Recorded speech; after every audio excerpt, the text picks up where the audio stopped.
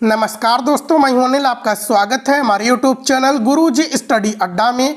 आज हम बीएड प्रथम वर्ष सेकंड सेमेस्टर में द्वितीय प्रश्न पत्र शैक्षिक तकनीकी तथा सूचना एवं संप्रेषण तकनीकी education technology and information communication technology में लघुत्तरीय प्रश्न के बारे में अध्ययन करेंगे। चलिए दोस्तों, हम शुरू करते हैं। आपके सामने है पहला प्रश्न, कठोर उपागम के माध्यम या साधन क्या है?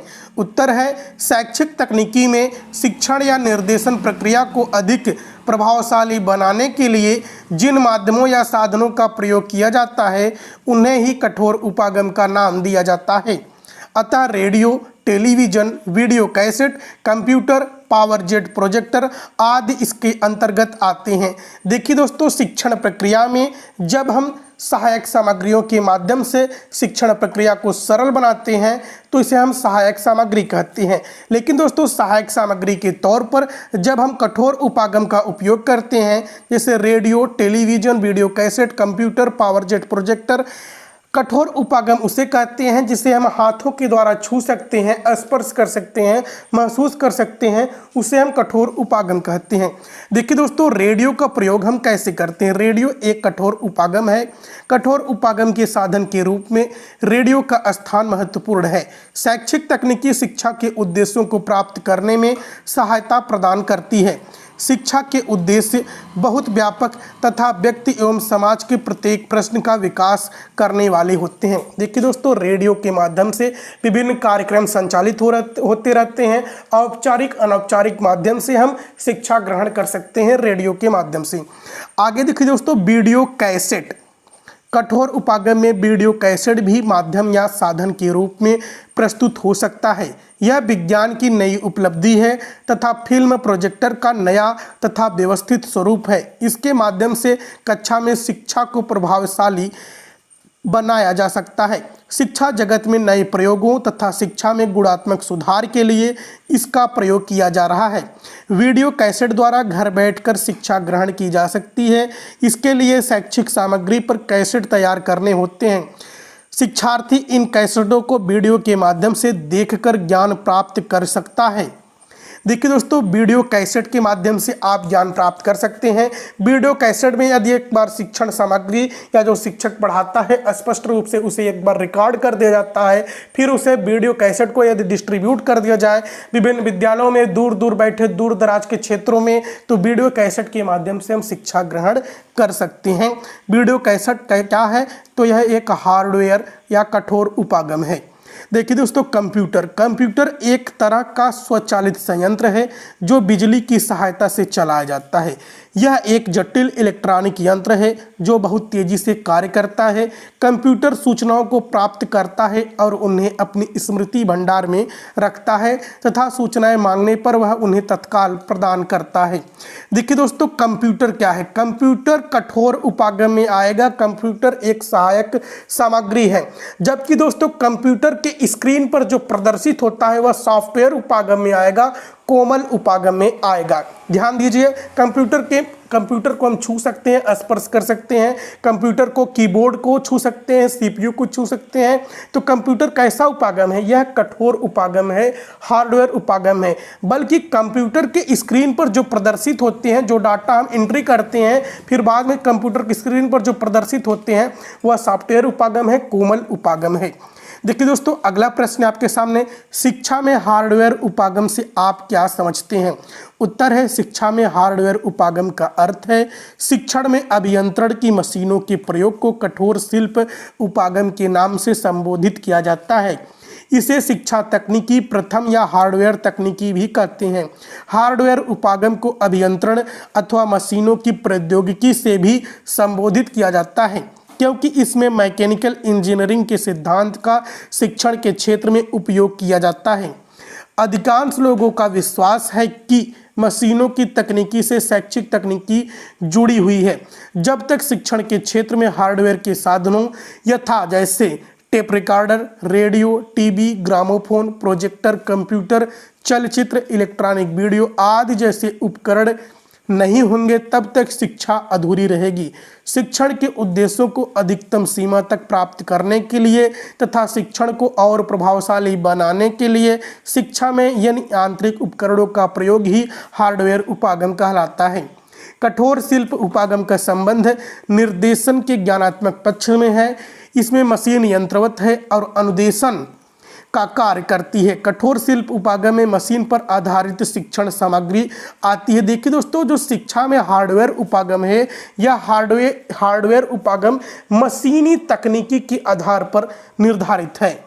हार्डवेयर उपागम में मैकेनिकल इंजीनियरिंग का सिद्धांत का प्रयोग किया जाता है। और देखिए दोस्तों, हार्डवेयर उपागम जैसे कि कंप्यूटर हो गया, प्रोजेक्टर हो गया, चलचित्र हो गया, ग्रामोफोन हो गया, रेडियो हो गया, टेलीकॉन्फ्रेंसिंग हो गया, यानी कि इलेक्ट्रॉनिक डिवाइस के माध्यम से जो हम सहायक सामग्री के तौर पर शिक्षण विधियों में हम प्रयुक्त करते हैं, उसे हम कठोर उपागम कहते हैं। कठोर उपागम को हम देख सकते हैं, स्पर्श कर सकते हैं, जबकि जो कोमल उपागम होते हैं उससे हम महसूस कर सकते हैं, स्क्रीन पर प्रदर्शित करते हुए हम देख सकते हैं। और देखिए दोस्तों, जो कठोर उपागम होते हैं, कठोर शिल्प उपागम का संबंध निर्देशन के ज्ञानात्मक पक्ष से है, यानी कि कठोर उपागम का प्रयोग करके हम बालक के ज्ञानात्मक पक्ष का विकास कर सकते हैं।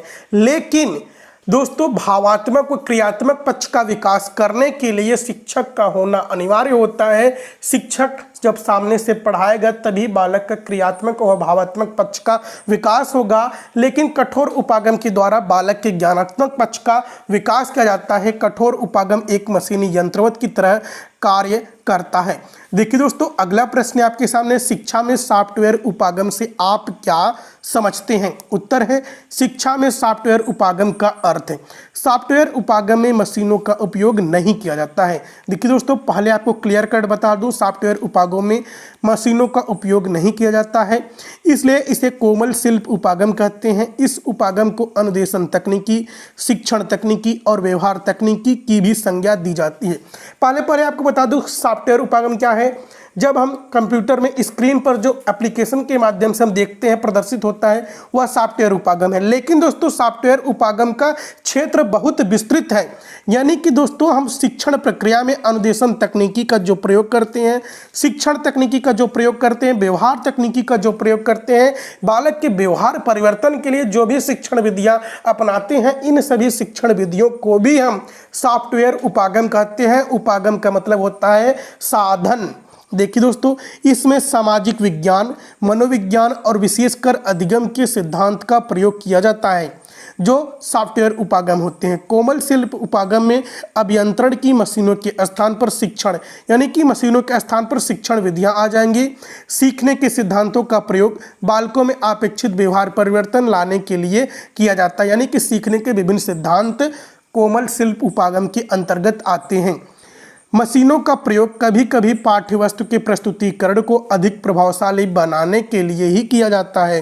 कोमल शिल्प उपागम का संबंध शिक्षण के सिद्धांतों, यहाँ से देखिए, कोमल शिल्प उपागम का संबंध शिक्षण के सिद्धांतों, उद्देश्यों को व्यवहारिक रूप में लिखने, शिक्षण प्रविधियों, अनुदेशन प्रणाली के पुनर्बलन, प्रतिपुष्टि यानी कि फीडबैक की युक्तियों तथा मूल्यांकन से होता है। देखिए दोस्तों, एक कोटेशन है डेविस के अनुसार। डेविस के अनुसार सॉफ्टवेयर का दृष्टिकोण आधुनिक अभिक्रमित अधिगम के सिद्धांत से घनिष्ठ रूप से संबंधित है। अभिक्रमित अधिगम का मतलब होता है किसी भी समस्या को छोटे छोटे पार्ट में विभक्त करके विश्लेषण करके अध्ययन करना। देखिए दोस्तों, आगे है, और अपने में कार्य विश्लेषण, संक्षिप्त उद्देश्य लेखन, उपयुक्त का चयन और सतत मूल्यांकन की विशेषताओं को अपने में समाहित किए हुए हैं। सतत मूल्यांकन किसे कहते हैं? देखिए दोस्तों, जैसे कि हम साल में 12 महीने होते हैं, हर एक महीने के बाद हम परीक्षा लेते हैं। एक महीने की एक परीक्षा, एक महीने में एक परीक्षा, एक एक टेस्ट लेते हैं। तो कक्षा में यदि साल में यानी कि 12 टेस्ट होते हैं, तो यह कैसा मूल्यांकन है? यह सतत मूल्यांकन है। जब वार्षिक परीक्षा होती है, साल में एक ही बार हम परीक्षा लेते हैं, तो उसे हम व्यापक मूल्यांकन कहते हैं। अगला प्रश्न आपके सामने, सूक्ष्म शिक्षण के दोष बताइए। उत्तर है सूक्ष्म शिक्षण के निम्नलिखित दोष हैं। देखिए दोस्तों, इस शिक्षण की मुख्य कमी इसके लिए प्रशिक्षित शिक्षकों का अभाव है, यानी कि सूक्ष्म शिक्षण के लिए प्रशिक्षित शिक्षकों की आवश्यकता होती है जिसका अभाव है। दूसरा पॉइंट है सहयोगी साथियों की कक्षा शिक्षण के लिए वास्तविक परिस्थिति प्रदान नहीं कर सकती। जो छात्राध्यापक होते हैं, जो आप ही के कक्षा के होते हैं, वह कक्षा का माहौल क्रिएट नहीं कर पाते हैं। तीसरा पॉइंट है वास्तविक कक्षा में 30 छात्र एवं सूक्ष्म शिक्षण की कक्षा में 6 से 10 छात्रों को पढ़ाने में एक गहरा अंतर होता है। इसमें प्रशिक्षणार्थियों को कक्षा अनुशासनहीनता की वास्तविक समस्या का सामना नहीं करना पड़ता है। देखिए दोस्तों, जो वास्तविक कक्षा होती है, जब आप कक्षा में पढ़ाने जाते हैं तो वहाँ 30 छात्र होते हैं, जबकि जब आप सूक्ष्म शिक्षण करते हैं वहाँ 6 से 10 छात्र होते हैं, जो कि आप ही के कक्षा के छात्र अध्यापक होते हैं और बहुत अनुशासन में रहकर वह सीखते हैं, सिखाते हैं और आपके पढ़ते हुए देखते हैं। तो दोस्तों, यदि आप 30 छात्रों को पढ़ाते हैं तो उसमें आप अनुशासनहीनता बच्चे कैसे कर रहे हैं इसका अनुभव प्राप्त करते हैं, लेकिन सूक्ष्म शिक्षण में आप इस अनुभव से वंचित रह जाते हैं, जिससे चलकर आगे आपको परेशानी उत्पन्न हो जाती है।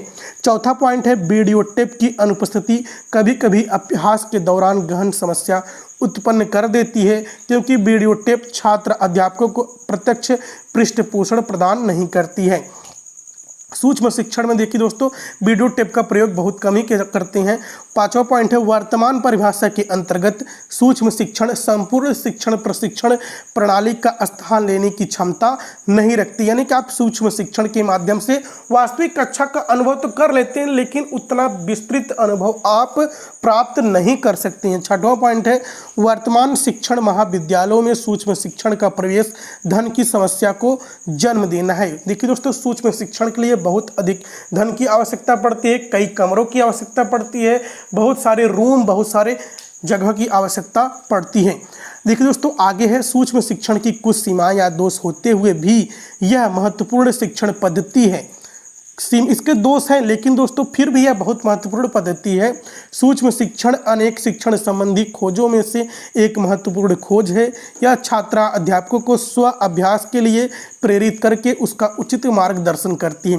देखिए दोस्तों, जो सूक्ष्म शिक्षण होता है यह छात्रा अध्यापक को स्व अभ्यास के लिए, यानी कि अपने अभ्यास के लिए उसे प्रेरित करती है, उसका मार्गदर्शन करती है। वर्तमान समय में जबकि प्राचीन पद्धति कोई चारों ओर आलोचना हो रही है, सूक्ष्म शिक्षण की प्रविधि एक नया समाधान प्रस्तुत करती है। देखिए दोस्तों, वर्तमान समय में क्या हो रहा है कि प्राचीन पद्धति जो है, जो मौखिक पद्धति है, उसकी आलोचना हो रही है, बल्कि उसके स्थान पर वर्तमान में तो जो सूक्ष्म शिक्षण पद्धति है, सूक्ष्म शिक्षण जो प्रविधि है, यह तो बढ़िया परिणाम दे रही है। अगला प्रश्न आपके सामने, टेली कॉन्फ्रेंसिंग के लाभ बताइए। टेली कॉन्फ्रेंसिंग का मतलब होता है दोस्तों वीडियो, श्रव्य दृश्य दोनों साधनों का एक साथ प्रयोग किया जाता है। दूर दराज बैठे व्यक्ति इंटरेक्शन करते हैं, आपस में बात करते हैं। एक व्यक्ति अपनी बातें कह सकता है, दूसरा व्यक्ति बातें सुन सकता है, चित्र देख सकता है, यानी कि दोनों 1000 किलोमीटर दूर बैठे रहते हैं, लेकिन इलेक्ट्रॉनिक डिवाइस के माध्यम से, इलेक्ट्रॉनिक मीडिया के माध्यम से, नेटवर्क इंटरनेट के माध्यम से आमने सामने बात करते हैं। टेली कॉन्फ्रेंसिंग के निम्नलिखित लाभ है। पहला है दूरवर्ती अधिगम के लिए प्रभावी सहायक। टेली कॉन्फ्रेंसिंग का उपयोग उस समय और अधिक बढ़ जाता है जब इसमें छात्र विभिन्न समुदायों के रूप में दूर दूर फैले हुए हो। इसमें विभिन्न समुदाय के मध्य, विभिन्न केंद्रों पर फैले हुए व्यक्तियों के मध्य इस प्रकार के विषय या कार्यक्रम दिए गए हों। यानी कि दोस्तों, दूरवर्ती शिक्षा जो होती है वह टेली कॉन्फ्रेंसिंग के माध्यम से आप आसानी से कर सकते हैं, दूर बैठे सीख सकते हैं।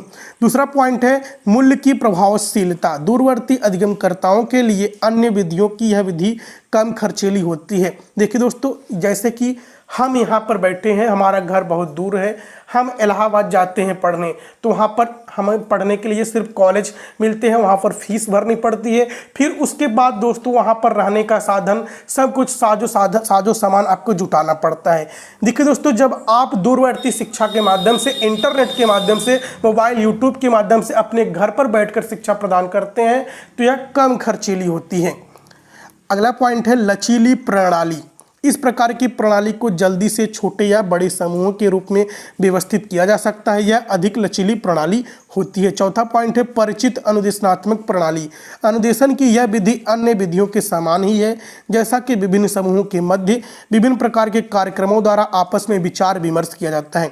जो टेली कॉन्फ्रेंसिंग पद्धति होती है यह अन्य विधियों के समान होती है। इसमें विभिन्न कार्यक्रमों में अपना विचार विमर्श प्रस्तुत किया जाता है। पांचवा पॉइंट है समय सारणी को व्यवस्थित करने में सुगमता, यानी कि आप समय के अनुसार अपने टेली कॉन्फ्रेंसिंग का समय निर्धारित कर सकते हैं कि हम इतने बजे हम लोग बात करेंगे। इसमें पारंपरिक ढंग से न उपलब्ध होने वाले छात्रों के लिए भी समय सारणी व्यवस्थित की जा सकती है। अगला प्रश्न है आपके सामने, सूक्ष्म शिक्षण क्या है, इसके बारे में चर्चा करेंगे विस्तृत। सूक्ष्म शिक्षण का अर्थ एवं परिभाषा। देखिए दोस्तों, सूक्ष्म शिक्षण का अर्थ है लघु पाठ अवधि, यानी कि छोटी पाठ योजना, लघु पाठ्य सामग्री से शिक्षण। सूक्ष्म शिक्षण की अवधारणा है कि शिक्षण एक जटिल प्रक्रिया है। शिक्षण की इसी जटिल प्रक्रिया को सरल बनाकर हम सीखते हैं, जिसे सरल से सरल प्रक्रिया में विभाजित किया जा सकता है और सरलतम प्रक्रियाओं की सहायता से वांछित कौशल को विकसित किया जा सकता है। पहला पॉइंट है सूक्ष्म शिक्षण की परिकल्पना डॉक्टर रॉबर्ट बुश और डॉक्टर D.W. एलिन ने की थी। इनके अनुसार सूक्ष्म शिक्षण एक निर्देशित शिक्षण है। सूक्ष्म शिक्षण किसी दशा में आकार एवं समय में सूक्ष्म शिक्षण परिस्थिति है। यानी कि दोस्तों सूक्ष्म शिक्षण कैसा शिक्षण है, एक निर्देशित शिक्षण है और सूक्ष्म शिक्षण किसी भी दशा में आकार व समय में कम समय में यह परिस्थिति को अंजाम तक पहुंचाता है। दूसरा पॉइंट है प्रोफेसर नरेंद्र वैद्य के अनुसार सूक्ष्म शिक्षण व सूक्ष्म पदीय शिक्षण स्थितियां हैं जहां वास्तविक कक्षा शिक्षण की जटिल स्थितियां पर्याप्त कम हो जाती हैं। इसके साथ ही शिक्षण अभ्यास की तुलना में पृष्ठपोषण की मात्रा बढ़ जाती है। यानी कि दोस्तों प्रोफेसर नरेंद्र वैद्य महोदय कहते हैं कि जो सूक्ष्म शिक्षण होता है इसके माध्यम से आप वास्तविक कक्षा की जो जटिलताएँ होती हैं, यानी कि जब आप वास्तविक कक्षा में पढ़ाने जाते हैं तो उस जटिलताओं को आपका कम हो जाते हैं, यानी कि आप अभ्यास के माध्यम से शिक्षण यानी कि शिक्षक बनने का प्रशिक्षण प्राप्त कर लेते हैं। तीसरा पॉइंट है क्लिफ्ट के अनुसार, जो क्लिफ्ट है सूक्ष्म शिक्षण शिक्षक प्रशिक्षण की वह विधि है जिसमें शिक्षण की परिस्थितियों को सरल किया जाता है और शिक्षण व्यवहार के किसी एक विशेष कौशल को अभ्यास से जोड़ दिया जाता है। वह अभ्यास छोटे आकार की कक्षा में अल्प समय में किया जाता है। यह भी वही कहते हैं कि जो सूक्ष्म शिक्षण होता है वह अल्प समय में कम समय में किया जाता है। अगला प्रश्न है आपके सामने, सूक्ष्म शिक्षण के सिद्धांत क्या है। देखिए दोस्तों, एलिन एवं रायन ने सूक्ष्म शिक्षण के निम्नलिखित आधारों का वर्णन किया है। पहला है सूक्ष्म शिक्षण एक वास्तविक शिक्षण है, यानी कि वास्तविक शिक्षण माहौल क्रिएट करता है सूक्ष्म शिक्षण। दूसरा पॉइंट है सूक्ष्म शिक्षण सामान्य कक्षा शिक्षण की जटिलता को कम करता है, यानी कि जो वास्तविक कक्षा शिक्षण होती है जो आप 30 बच्चों के सामने जाकर पढ़ाने जाते हैं, यानी कि उसकी जटिलता को कम करती है। जब आप अभ्यास कर लेंगे, सीख लेंगे तो उन बच्चों के सामने पढ़ाने में आपको समस्या उत्पन्न नहीं होगी। तीसरा पॉइंट है सूक्ष्म शिक्षण का मुख्य केंद्र विशिष्ट कार्य को पूरा करने का प्रशिक्षण देना है। चौथा पॉइंट है सूक्ष्म शिक्षण शिक्षण की प्रक्रिया में पृष्ठपोषण का अधिक प्रयोग किया जाता है। पृष्ठपोषण का मतलब होता है पुनर्बलन दिया जाता है और आपकी कमियों को बताया जाता है, त्रुटि आपकी बताया जाता है, फीडबैक दिया जाता है। सूक्ष्म शिक्षण की प्रक्रिया में निम्नलिखित 3 स्तर होते हैं। पहला होता है ज्ञान प्राप्ति का स्तर, दूसरा होता है स्थानांतरण, तीसरा होता है कौशल प्राप्ति स्तर। देखिए दोस्तों, सूक्ष्म शिक्षण की विशेषताएं हैं। सूक्ष्म शिक्षण में शिक्षण के तत्वों को सूक्ष्म रूप दिया जाता है, यानी कि छोटे छोटे आप इकाई योजना के अंतर्गत आप सूक्ष्म शिक्षण करते हैं। यह व्यक्ति प्रशिक्षण की विधि है। यह ऐसा वास्तविक शिक्षण है जो केंद्र बिंदु प्रशिक्षणार्थियों में शिक्षण कौशल का विकास करना होता है। सूक्ष्म शिक्षण में केंद्र बिंदु कौन होता है? प्रशिक्षणार्थी होगा ना, जो सीखेगा वही तो होगा केंद्र बिंदु। चौथा पॉइंट है कक्षा के आकार को छोटा कर दिया जाता है। सूक्ष्म शिक्षण में कक्षा के आकार को छोटा कर दिया जाता है, अर्थात मात्र 5 से 10 छात्र ही रखे जाते हैं सूक्ष्म शिक्षण में, जो आप ही के कक्षा के छात्राध्यापक होते हैं। पढ़ाने की अवधि 5 से 10 मिनट की होती है, यानी कि आप 5 से 10 मिनट में किसी एक कौशल पर चर्चा करते, किसी एक कौशल को पढ़ाते हैं। पढ़ाने का प्रकरण होगा दोस्तों, प्रकरण आकार में छोटा होता है। प्रकरण यहाँ पर होगा, पढ़ाने का प्रकरण आकार में छोटा होता है। एक ही शिक्षण कौशल का अभ्यास करा जाता है, यानी कि आप एक बार में 5 से 10 मिनट में सिर्फ एक ही शिक्षण कौशल का अभ्यास करते हैं, एक बार में सूक्ष्म शिक्षण में। यह सूक्ष्म शिक्षण की विशेषताएं हैं। अगला प्रश्न है आपके सामने, भाषा प्रयोगशाला क्या है? उत्तर है भाषा प्रयोगशाला। भाषा प्रयोगशाला शिक्षण के क्षेत्र में अन्य दृश्य श्रव्य उपकरणों की भांति सहायक मात्र है, न कि अध्यापक शिक्षा का प्रतिस्थापन। भाषा प्रयोगशाला एक विशेष कक्षा होता है।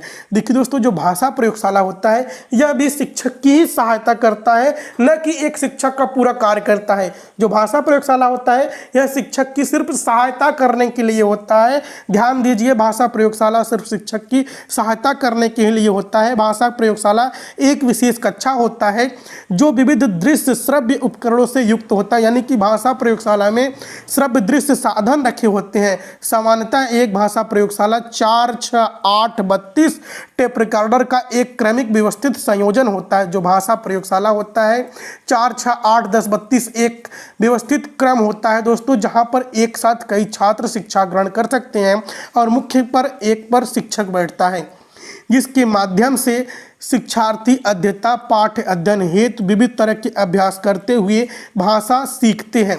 संकुचित अर्थ में एक ऐसा कमरा भी भाषा प्रयोगशाला कहा जा सकता है जिसमें सिर्फ एक टेप रिकॉर्डर हो, यानी कि सिर्फ एक टेप, जो 4, 6, 8, 10, 32 को छोड़ दीजिए, मारिए उसे गोली, जो जिस कक्षा में जिस कमरे में सिर्फ एक ही टेप रिकॉर्डर होगा वह भी भाषा प्रयोगशाला कहा जाएगा, जिसके माध्यम से शिक्षार्थी जो होगा या अध्येता, जिसे हम शिक्षार्थी कहते हैं, भाषा अभ्यास कार्य करते हों। पर वास्तव में भाषा प्रयोगशाला एक सामान्य कक्षा का पूरक रूप है, जहां शिक्षार्थी सामान्य कक्षा के अध्ययन के अतिरिक्त समय में टेप पाठों का श्रवण करते हुए अनुकरण आदि के द्वारा भाषा को व्यवहार के स्तर पर सीखते हैं। यहाँ भाषा कौशल का विकास किया जाता है। देखिए दोस्तों, जो भाषा प्रयोगशाला होता है यहाँ भाषा कौशल का विकास किया जाता है। यहाँ पर आप जो रिकॉर्ड की हुई भाषा होती है, जो वॉइस रिकॉर्ड किए होते हैं, जो श्रव्य दृश्य रिकॉर्ड किए होते हैं, उसे आप बार बार सुनते हैं। जब आप बार बार सुनते हैं तो आप सुनने के बाद बोलते हैं, आपकी बोलने की क्षमता में, वाक्पटुता में शुद्धता आती है। आपकी सुनने, जब आप शुद्ध सुनेंगे किसी भी उच्चारण को, किसी भी शब्द को, उच्चारित शब्द को जब आप शुद्ध सुनेंगे तो आप शुद्ध बोलेंगे। यही होता है भाषा प्रयोगशाला में। देखिए दोस्तों, किसी भाषा प्रयोगशाला की कार्य प्रणाली उस भाषा प्रयोगशाला में उपलब्ध दृश्य श्रव्य उपकरणों की मात्रा एवं गुण पर निर्भर करती है कि भाषा प्रयोगशाला कैसा है, यानी कि उसकी गुणवत्ता अच्छी होगी तो आप अच्छे से जल्दी सीख पाएंगे। जिस भाषा प्रयोगशाला में जो जो उपकरण उपलब्ध होंगे उसकी संचालन व्यवस्था एवं संचालन प्रक्रिया उन्हीं के अनुरूप रखनी होगी। विविध तरह के प्रक्षेपकों से आवश्यकता अनुसार कक्षा स्तर की अनुरूप सामग्री का प्रक्षेपण किया जाता है। कमरे में दृश्य सामग्री प्रक्षेपण के समय पर्याप्त अंधेरा होना जरूरी होता है। देखिए दोस्तों, जब आप कंप्यूटर पर बैठे होते हैं, भाषा प्रयोगशाला में बैठे होते हैं, तो कमरे में पर्याप्त अंधेरा होता है। आप सिर्फ स्क्रीन को देखते हैं, आपके कान में ईयरफोन लगे होते हैं, आप स्पष्ट वाक्य को सुनते हैं, स्क्रीन पर देखते हैं, तो इससे आपका ध्यान भटकता नहीं है, आपकी आंखों पर भी जोर नहीं जाता है। यह भाषा प्रयोगशाला की मुख्य विशेषताएं होती हैं। बूथों की संख्या के अनुसार, जिसे दोस्तों हम बूथ किसे कहते हैं, वही जो आपके सामने का कंप्यूटर होता है, जो 4, 6, 8, 10, 32 में आप एक ही पे बैठेंगे कि सभी पे बैठेंगे, एक पर जिस पर आप बैठेंगे, बूथों की संख्या के अनुसार मॉनिटर कंसोल का आकार प्रकार रखा जाता है। प्रायः 16 बूथों वाली भाषा प्रयोगशाला के मॉनिटर कंसोल में 4 बड़े बड़े टेप रिकॉर्डरों में 4 ग्रुपों हेतु एक साथ 4 कार्यक्रम को प्रसारित होने की व्यवस्था हो तो अच्छा होता है, ऐसा यह कर रहे हैं। तो दोस्तों, यदि हमारे चैनल पर आप नए हो तो चैनल को सब्सक्राइब कर लीजिएगा, बेल आइकन प्रेस कर लीजिएगा। दोस्तों, वीडियो को लाइक जरूर कीजिएगा, हर एक लोग लाइक कीजिएगा और चैनल को सब्सक्राइब कीजिएगा। वीडियो को कम से कम एक शेयर तो अपने ग्रुप में अवश्य कीजिएगा। जय हिंद, धन्यवाद, जय हिंद, जय भारत।